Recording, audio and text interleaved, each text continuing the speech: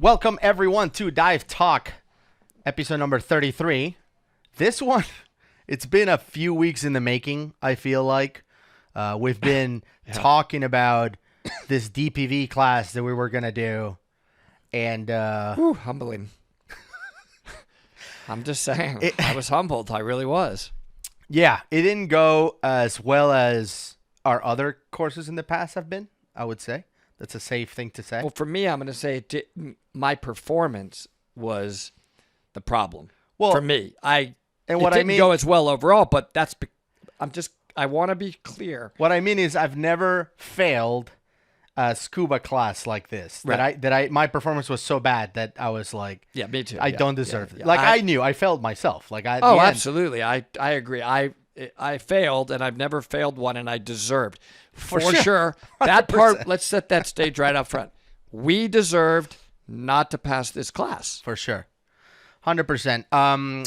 The one thing I wanted to mention is, and people also, by the way, can see us on YouTube. We're recording this, and they can, if they want to see our faces and our reactions, go ahead and do that. If you're listening to this as part of the podcast and want to see our faces and see these super cool t-shirts we just got from Brian Becker from Beardstown Fire Department, which I told him, I'm like, dude, as a guy with a beer, I mean, it doesn't get any better than working at the Beardstown Fire Department. That sounds just really awesome. Nice of him.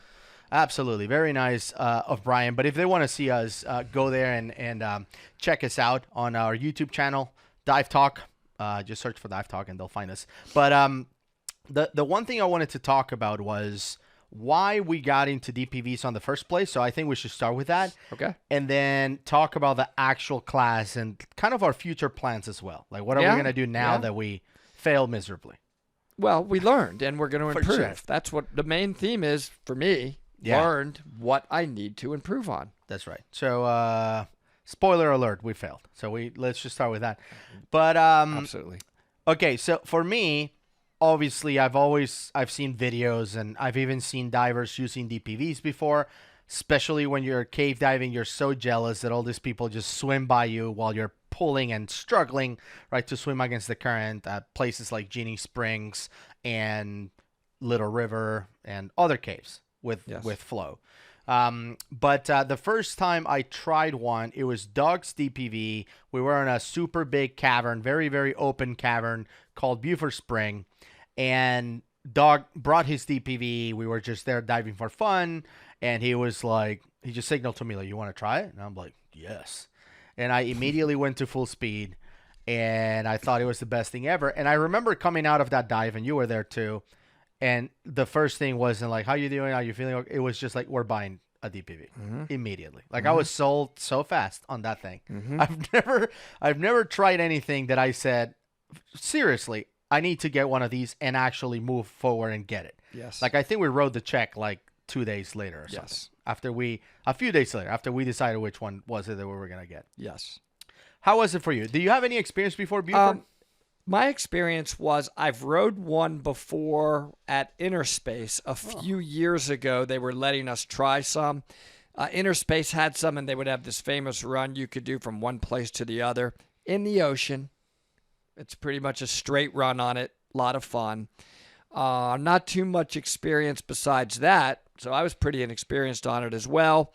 But same thing, trying one and basically thinking about how unbelievably beneficial and nice it would be to go through what we've done a number of dives on where we've cave dove in Florida by swimming, because that's all we're cave certified. We're not cave DPV certified to do. Right. Wow, would that be nice? That's right. So I was hooked because of that. And there are also the fun factor. So before we get into the class, it's just they're a blast. I mean, you're kind of like on a motorcycle underwater. It's amazing. Fun. Jet ski. You're cruising around. You can change the speed. You got to be careful, right? Because they can go up quick and down quick. That's right. That's not good for diving in general.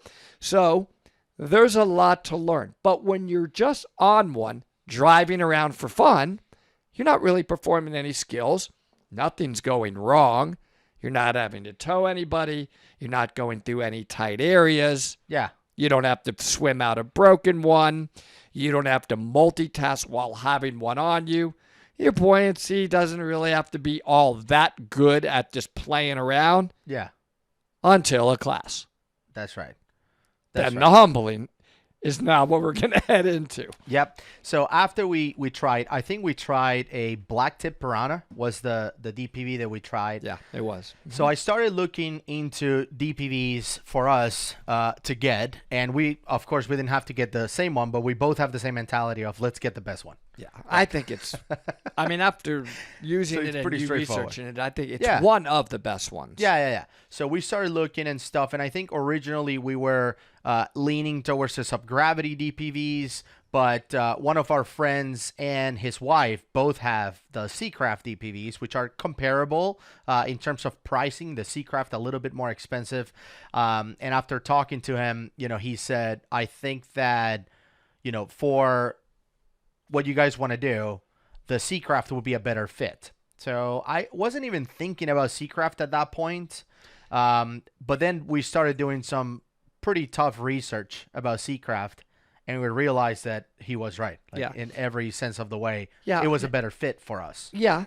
I would add for myself, speaking for myself, the subgravity one that we were looking at is amazing. Of course. Top-notch DPV. What really happened is we couldn't get it. That's really what the facts were. We ordered it. That was our first choice. We didn't really know about the one we ended up getting, and we heard amazing things about it. But because of COVID, there were so many manufacturer delays that we weren't going to have it in time to even do any kind of practice before going into this DPV class, even just a little.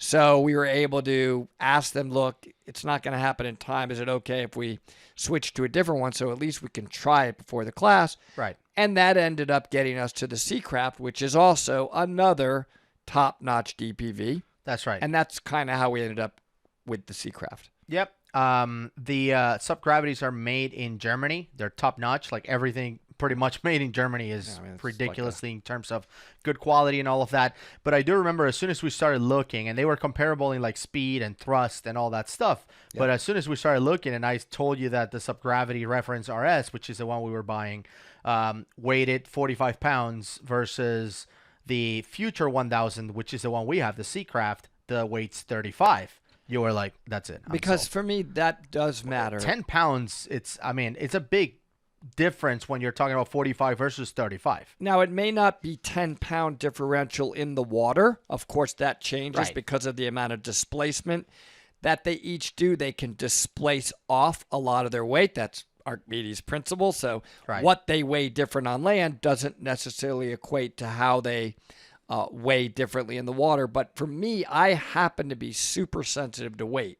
Yeah. I mean, even if it was a 1-pound difference in the water, that would be a lot for me. So that made a difference as well. And in terms of transportation too, like if we ever want to take these on a big trip, like we're going to go do Chalk Lagoon or something, and we really want to bring these things, 35 pounds is something that you could potentially find, I don't know, a Pelican case or something that is 15 pounds that fits one of these guys. And now you're within the 50, 55 pound range, good point, which is the flying, weight. But if you're already starting at 45, and by the time you're done, it's very, very heavy. So that was another thing that was there. But then, again, the Seacraft has longer battery and just a few advantages that we kind of decided. I think it had that magnetic propulsion. I mean, you really don't hear them underwater. Yeah. It's quite an amazing piece of technology. Also made in Europe. They're made in Poland. Yeah. But they do great. And it's not the top of the line. They have exploration level DPVs. These guys, they have one that you have to order, and I think they have to bet you like a submarine. It's ridiculous. But the cool thing about them is they're really heavy, and they have all this battery power because you can also plug in stuff to it. Like you can have a lighting package that draws power from the battery. You can plug in a heater, like a heater vest, which a lot of people complain about because they only last like 45 minutes to an hour. Well, you can plug in a heated vest into your DPV. So now it lasts 6 hours or 7 or whatever. So anyway, these guys are Seacraft. They're, really on it when it comes to technology. So we went for Seacraft, and we had an opportunity to practice with it Before the class, how many times? Yeah. Well, let's even back up before that. So once we did order the Seacraft, I think it's interesting to know your dealer can offer to help weight them. Yes. I was blown away. I didn't know. I knew really nothing about this, I have to be honest, about really properly configuring a DPV. The weighting process is so precise. There's these little thin plates. It's not only how many of them you put in, it's where do you put them? Are they more towards the front? Are they more towards the back? And you keep putting it in a freshwater bin. In this case, we were going to be weighting them for freshwater and seeing if they float neutral. Nope. If it doesn't, take it back out, open it back up, pull the top back off. Do I move the weight or do I add another weight? I added another weight. Now it's sinking. It's like a 5 to 10 time back and forth, figuring out what the right weighting is. Luckily, we had some great help from an expert. That's right. Probably the leading dealer, the expert, at least in the Florida area for Seacraft. I think it's okay to say his name. Yeah, of course. Ed Sorensen. Yeah. And he really helped us. I certainly would not have known how to do that. And the At leash. least get them weighted properly. All the leashes. The leash, the length of the leash, where they go, how they attach. Yeah, one of There's them a is lot to bungee, it. one of them is not, and Ed knows everything there is Ed to know knows about and that. how to charge it, how to store it. There's a lot more than just open it out of the box and go. Way more. That's right. So once we had it weighted, we went to Vortex Springs because it's kind of near Ed and that area in Mariana, Florida, where we bought him, and we did some practice there. But of course, that is not a cave; it's an open sinkhole, basically. Yeah. So you have plenty of space. It's very forgiving. Yes. When it comes to using the DPV there, because we were in cave certified, we didn't put it in a cave. We were on sinkholes and stuff. And I think at some point we discussed taking it to the sea, but because they were already weighted for fresh water and stuff and our class was coming up, we were like, let's not mess with these. Yeah. Let's just, take it easy. Yeah, and the practice, just again, I said this at the beginning of the show, at least for me, I was kind of feeling like this is easy and it's just playful. Yeah. I wasn't necessarily knowing what to practice other than what's speed 1 feel like, what's speed 2 feel like. Let's put it to the highest speed. I wonder what reverse does, which, by the way, my leash got immediately caught in it because I put it in reverse and didn't know what I was doing. Right? I'm like, oh, okay, that's reverse. Yeah, I don't think not I'm going right. to use that, or I'm doing that wrong. I can't remember. Did we try to tow each other? We certainly didn't have any procedures for it. Well, we towed each In the other playtime. at Buford. In But the Buford, yeah. Yeah, but We didn't know what we were doing. I was trying to scrape you off the ceiling. I don't know if you remember. I remember that. I think I did scrape the ceiling, and also I don't remember exactly. Oh yeah, when you towed me, I was using my Kiss Orca Spirit, Right. so I could reach on my Kiss Orca Spirit areas on the back to clip this scooter off onto while you towed me. Yeah. Not knowing, by the way, even that is that what you do? Do you clip them off? It's funny because we did the tows at Buford, which is, again, a massive cavern. And I thought it was so easy. Like, I was one hand holding, the other hand just waving. Like, I was waving to all the other divers. Like, this is I'm fun. like, this is the easiest thing ever. This weekend on the class is going to be a blast. Yeah, like this is easy stuff, man. Good luck with that. And Okay. then they put you in a cave. And now you don't have all that room that you used to have at Buford. And it's challenging. So let's get into the class. There's Let's so get many into the mistakes class, that because Woody there's- made. I just want to tell everybody because, frankly, maybe other people will prepare themselves a bit more For sure. if they're going to go into the cave DPV class. For sure. Unlike me, Yeah. I think that would be a good way to put it. For sure. And I think there's something to learn. I think that, when I used to train jiu-jitsu, we used to say, you never win or lose. You either win or you learn, right?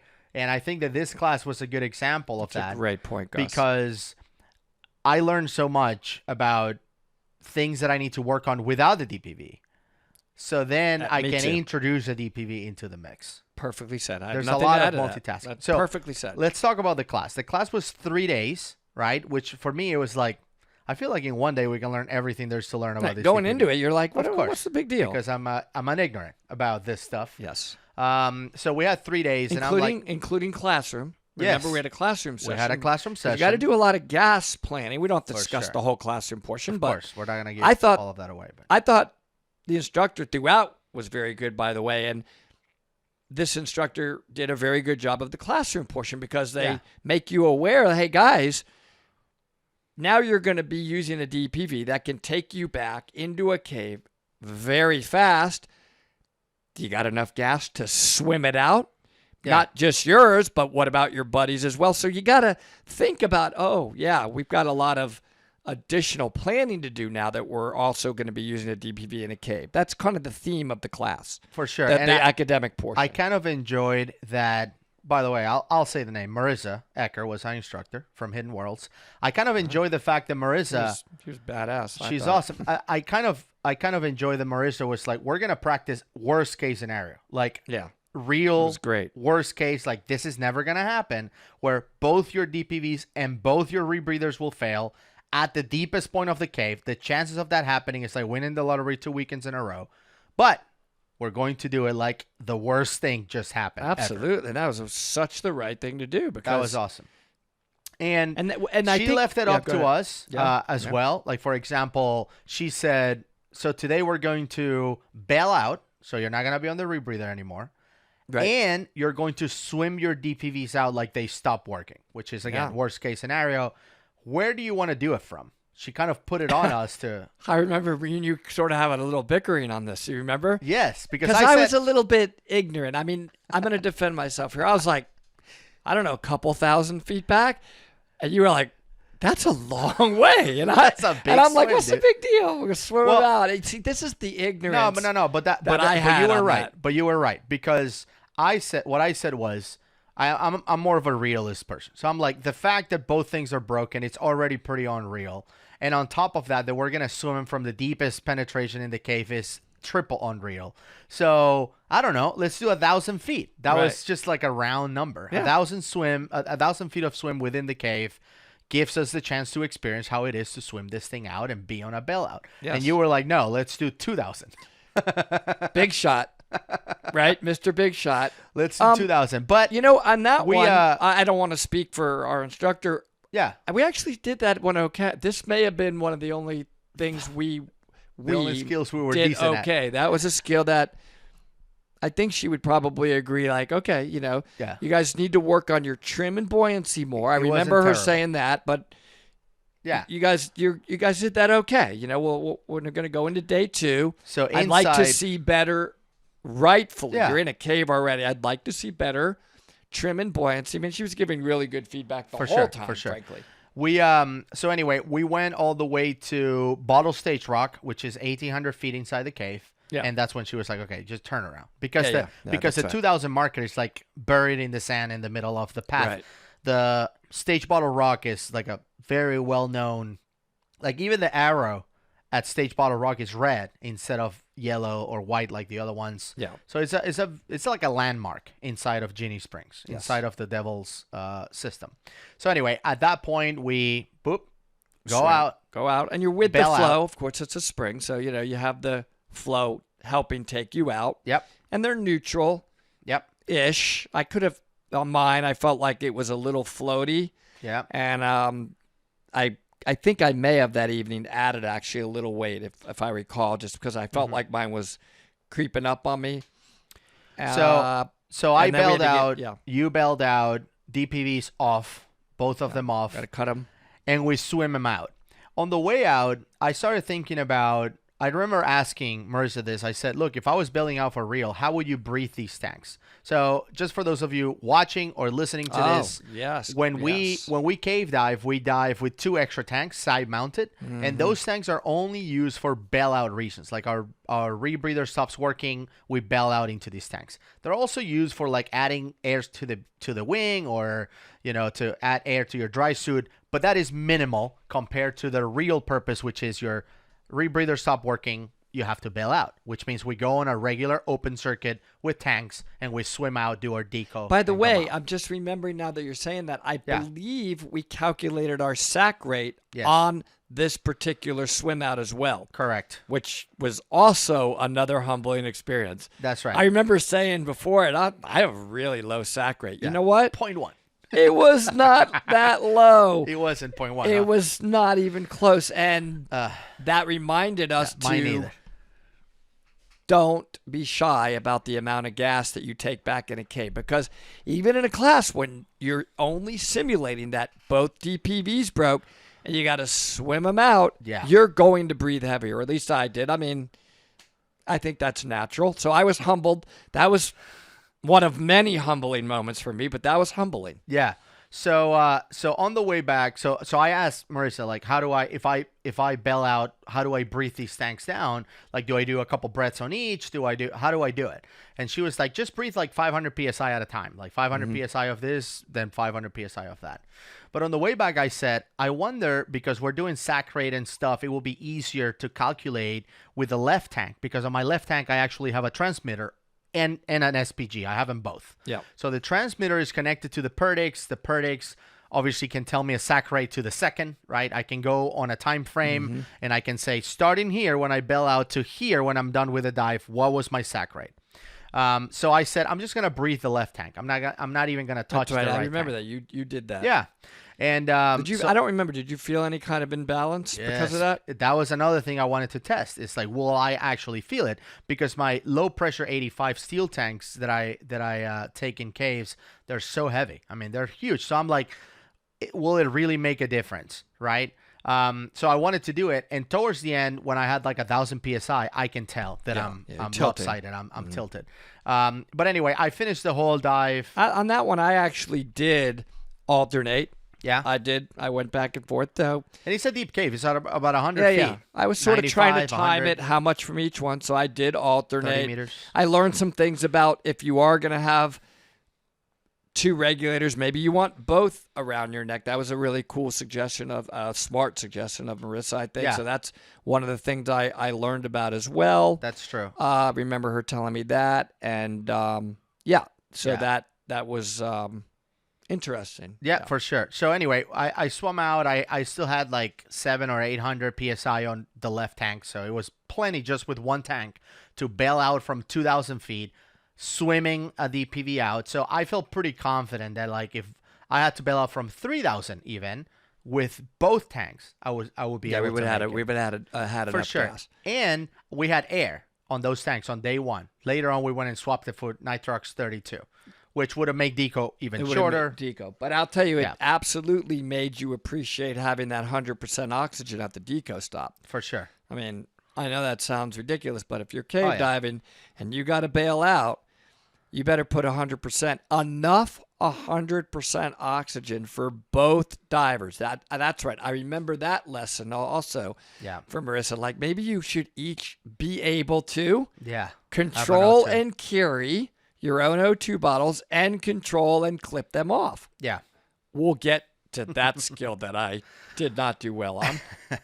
So anyway, day one ends. Good stuff. We go fill out tanks, swap to Nitrox 32, the and whole we knew ordeal. but again, we knew we needed to improve our trim and buoyancy For from day sure. one. It was not 100%. It was far from being, I would say, at an acceptable level to even at that point deserve to pass the class for a cave dive with the DPV.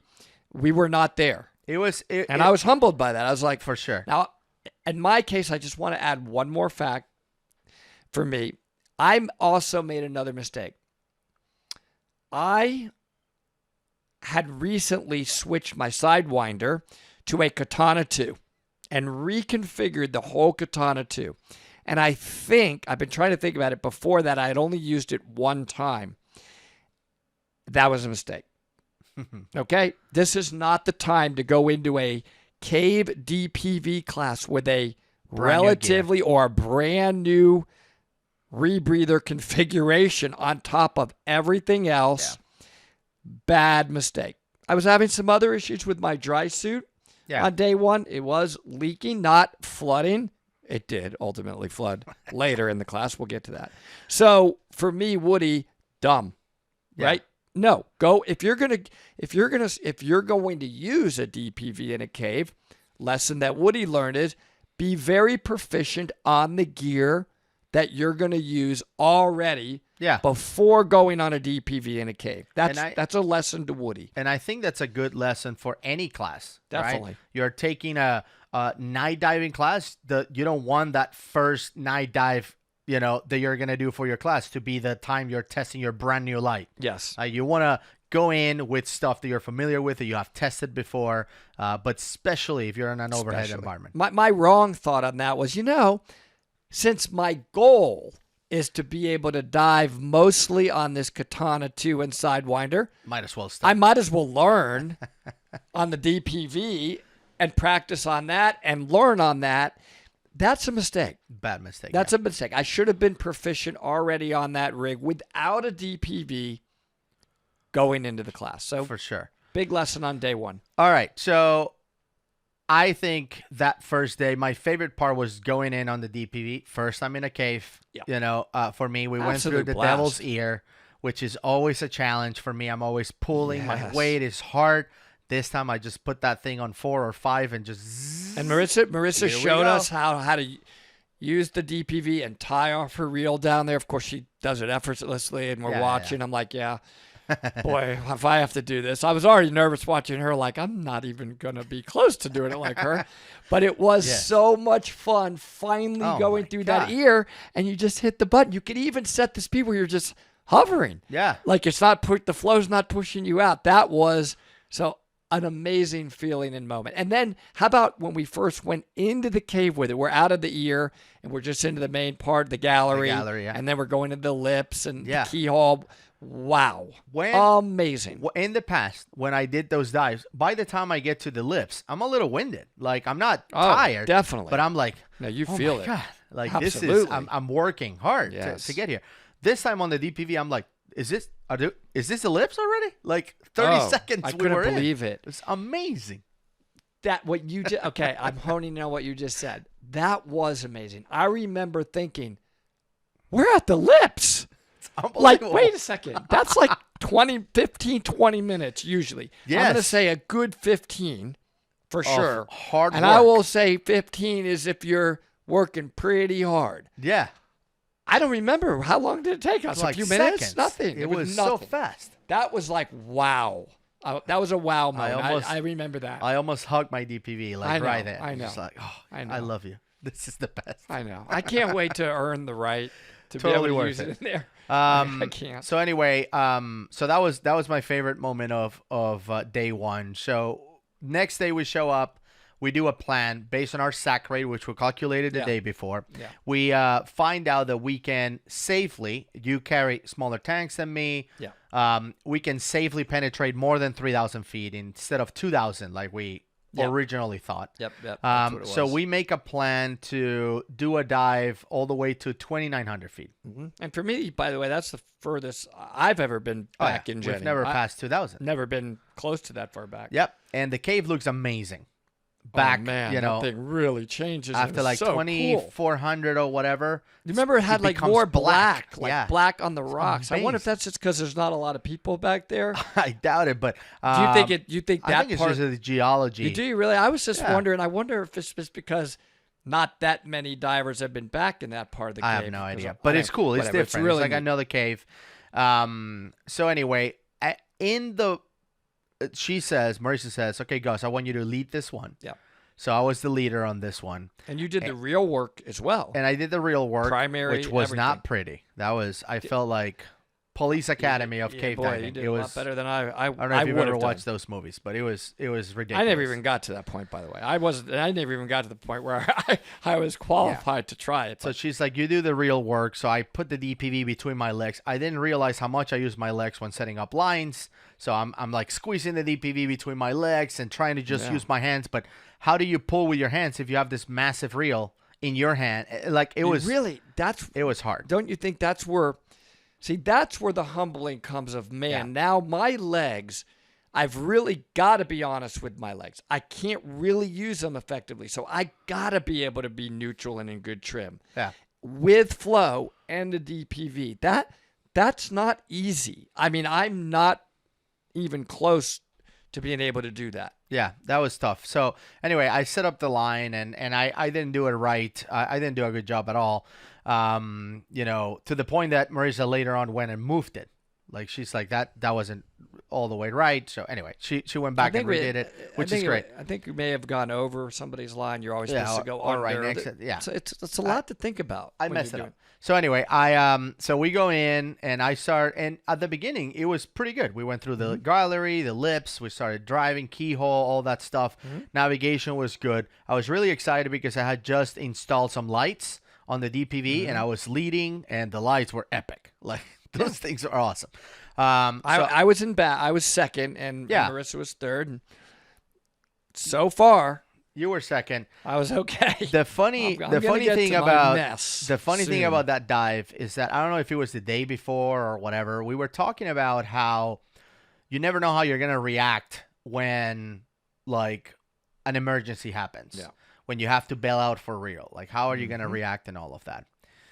Well, we were about to find out because 1,400 feet into the cave, right around Double Domes, the entrance to Double Domes inside of Ginny. If anyone knows Ginny or is looking at a map, I slammed the top of my loop. I miscalculated the room that I had between myself and the ceiling of the cave, and it was like a little overhang.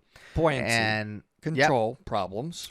And I thought I had clearance, just like I had cleared many other overhangs before getting to 1,400 feet, and I didn't. So I slammed my rebreather into the ceiling, which I had done before, especially during training and stuff. But because you're pulling, you don't have the speed and the strength of going with a lot of momentum in the DPV.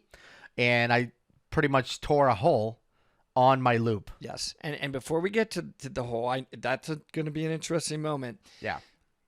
You said something. I don't want to pass it by because it's pretty important. At least for me, I learned something on this. The DPV can easily disguise that you actually have good buoyancy and trim. See, this is what happens. You get your dry suit set to where you think you want it while the DPV is moving, and you get your wing set to where you think you want it where it's moving. But the thing is, that DP is moving and basically pulling you. So if you're floating up a little bit, you can kind of push that DP angle it down a little bit, and you're like, I got no problem with buoyancy. The DPV is keeping you at the right level because you're just moving it to where you need to be. You stop that DPV, or let's say it breaks, or you just come to a stop, you may fly right up or down hit or the whatever. bottom. That's the riding the bicycle. Is it the DPV where my buoyancy is good now? Or does my buoyancy really suck? Yeah. And the DPV is disguising it because, and I think that was a big part of my problem. A lot comes with experience, of course. Like I remember talking to Marisa about this. I said, "Now, how do you know? How do you do it? Do you stop like every 5 minutes to check that your buoyancy is okay and you're not leveraging your DPV?" And she said, "No, there's some places inside the cave where you should stop and check your buoyancy. Like after you pass the keyhole and dip down, right when you have to make the jump into the bone line, I think that is, or whatever. That area, you go down." Check your buoyancy, like stop, and then go. Like literally stop, go to zero, and do a little adjustment. Yep. Am I still all together? Because the DPV, again, if you don't, she knows a lot about that. It'll make you feel like you are. So that was a huge learning point. So anyway, I'm on the DPV, thinking that it's going great, doing a good job. Around 1,400 feet, bang, slamming to the ceiling, hole in my loop, and I start hearing what you don't want to hear when you're on rebreathers. The three of us were on rebreathers. Bubbles. Yes. Right. So that's one thing that when you dive with a rebreather, you don't hear anything. It's silent. It's like kind of it's like when you're on a Tesla too and you start going, you can't hear anything. It's just like super silent. Rebreathers are like that too. You cannot hear anything, and all of a sudden, every time I breathe out, I hear bubbles. Like if I'm in open circuit, and I'm like, this is horrible. Like whatever is happening right now is bad. And then you asked me. Yes. We didn't panic or anything. So. I was just like, I'm hearing. He asked me. I ear. think you waved your light. Yeah. Do I have bubbles? Check. I looked. He had what I considered a significant amount of bubbles coming out of the worst place possible, the inhale side of the rebreather, which is where you absolutely don't want them. So I said yes. And I thumbed the dive. Yep. Let's get out of here.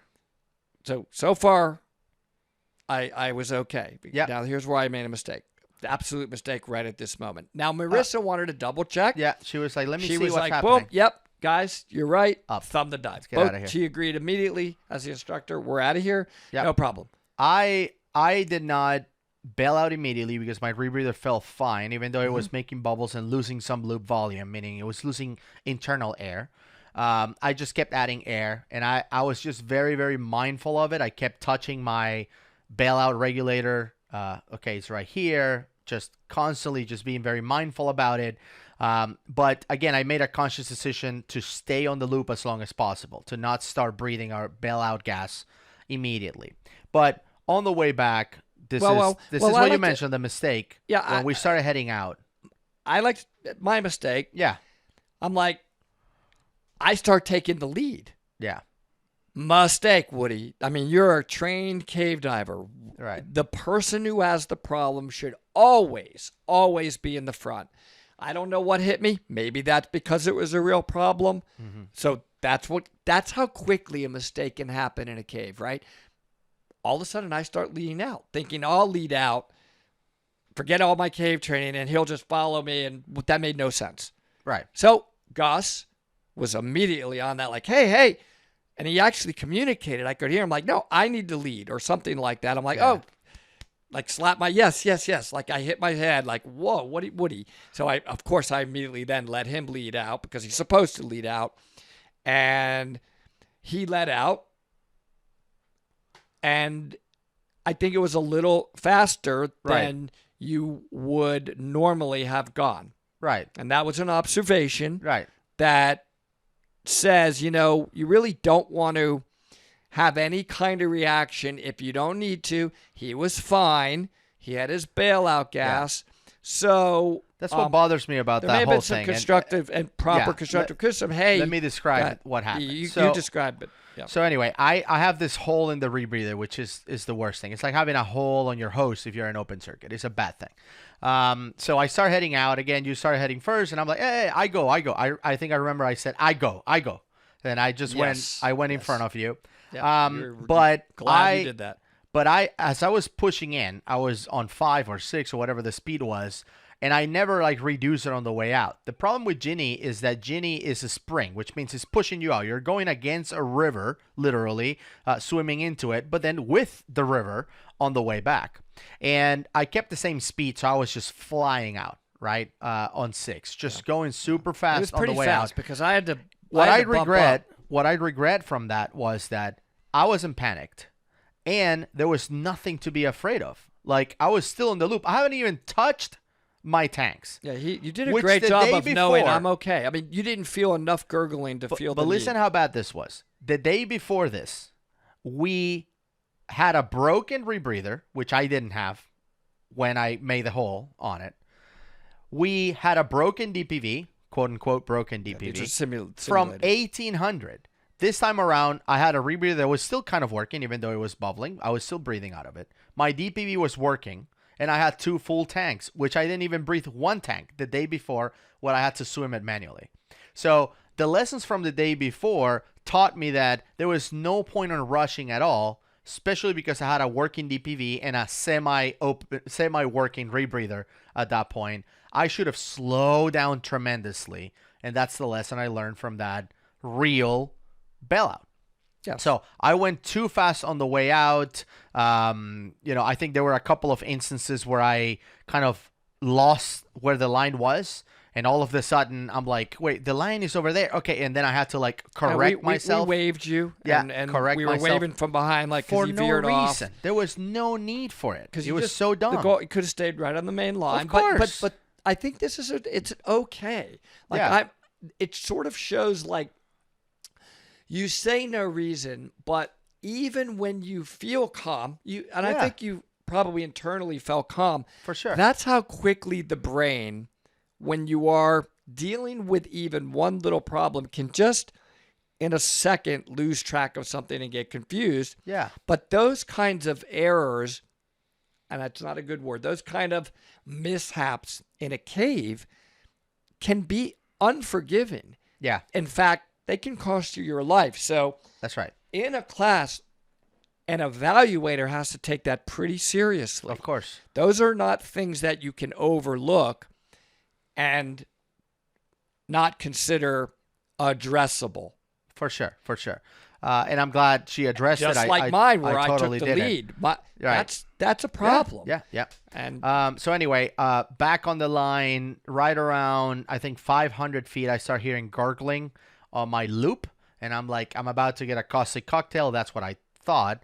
A flooded loop is one of the 2 situations where we actually bail out completely out of our rebreather. So I thought I had a completely flooded unit at that point. So I actually bailed out. So I finished my dive on open circuit.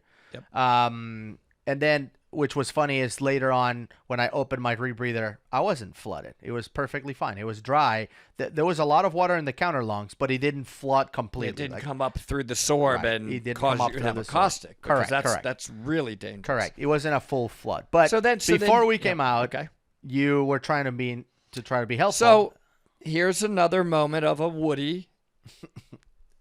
Maybe the fact that there was a real problem contributed to this. I was thinking as I was passing the O2 cylinder that Gus carried in and clipped off right on the gold line, on the main line. Yeah.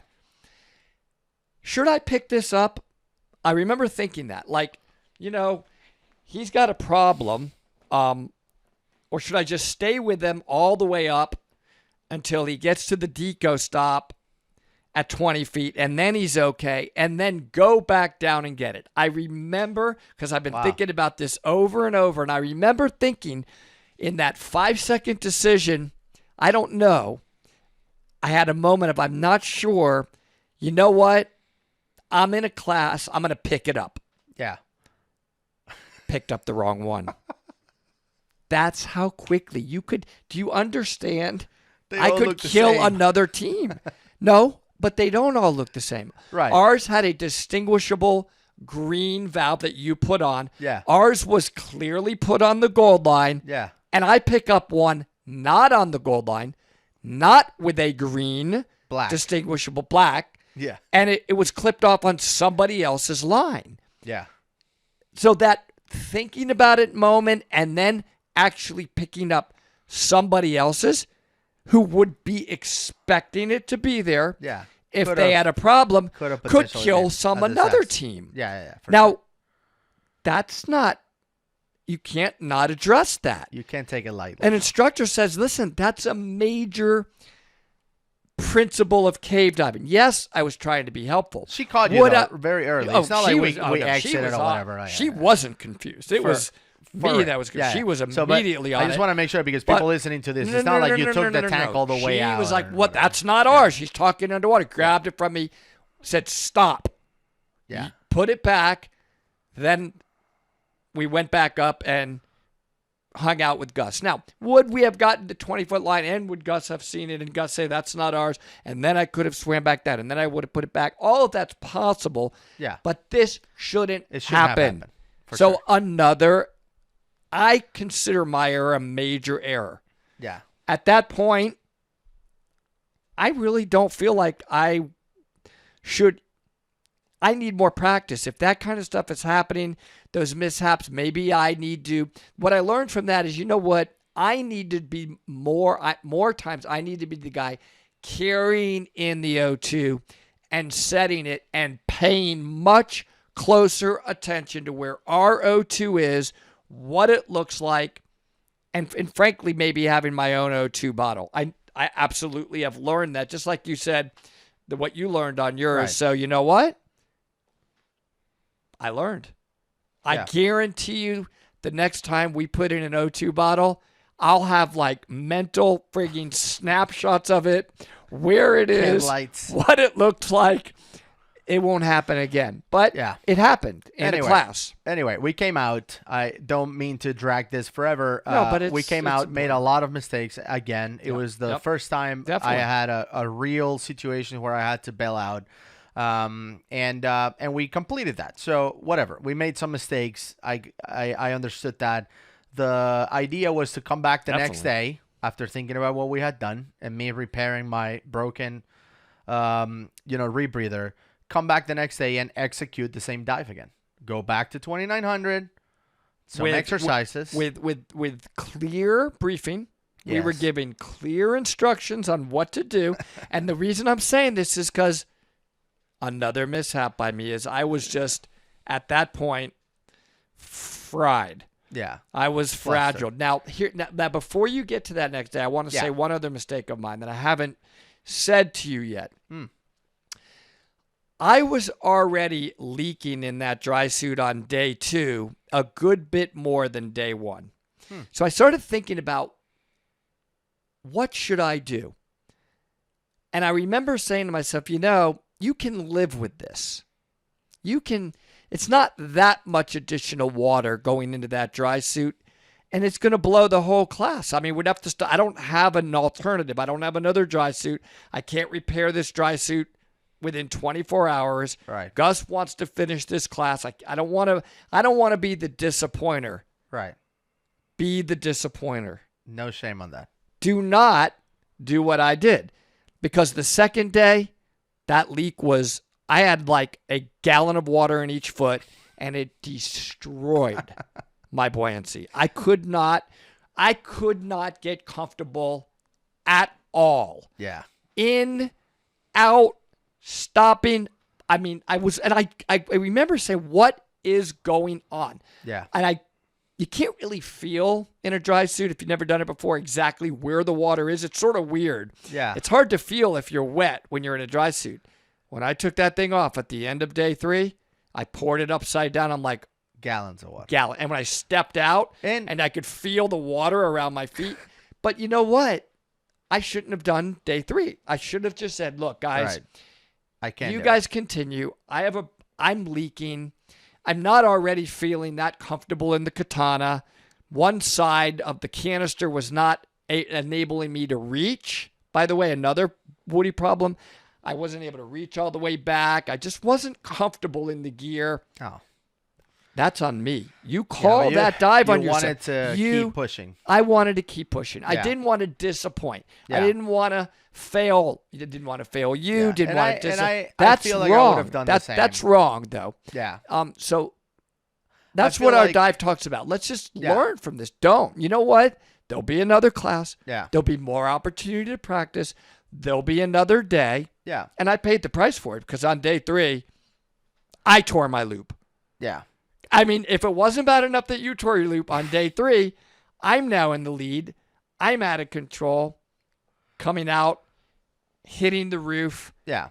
hard, tore my loop, and on We had to bail out. and I kept hearing it, and well, on the deco stop, I'm like, what is going on, So Gus? much bubble. I mean, He's it like, was dude, you're insane. bubbling like I crazy. kept telling you, bail out, bail out. And bail out. I And you're like, didn't. nope. I was okay as well. I wanted to wait. conserve my gas. I'm like, it's okay.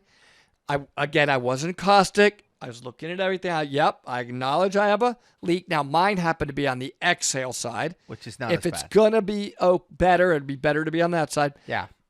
I wasn't hearing gurgling, really, actually, at all. Yeah. But, I mean, I was bouncing all over the cave. There was no trim and buoyancy control on my part on day 3. Right. None. I mean, if I was supposed to improve on day 3, I got way worse. I got confused on the skills because I was so uncomfortable. I'm like, wait, she perfectly briefed it. Like, the first thing we're going to do is a broken scooter, and you're going to tow each other out. I, for some reason, took that as a broken light.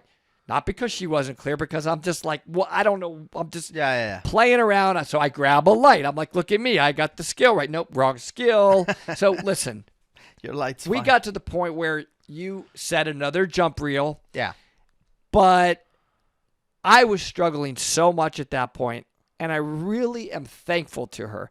She was looking at me. I think she actually felt sorry for me. She's just like, look, Let's get out of here. Let's get out of here. This is it. It's not meant to be. Yeah. And I was glad. I remember when I saw that thumb going, Thank God. thank God, man. I'm not ready for this. I'm a mess. Yeah. And time to practice. That's where we are now.